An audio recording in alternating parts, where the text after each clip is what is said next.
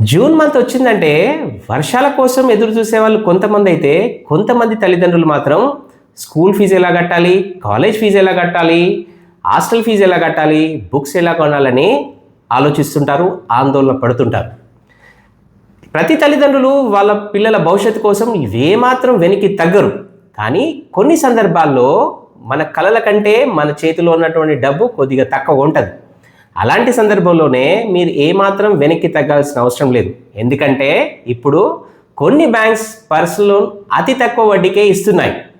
సరైన సమయంలో సరైన ఆర్థిక సాయం ఉంటేనే పిల్లల చదువులు ఆగవు, మీ ప్రణాళికలు వాయిదా పడవు.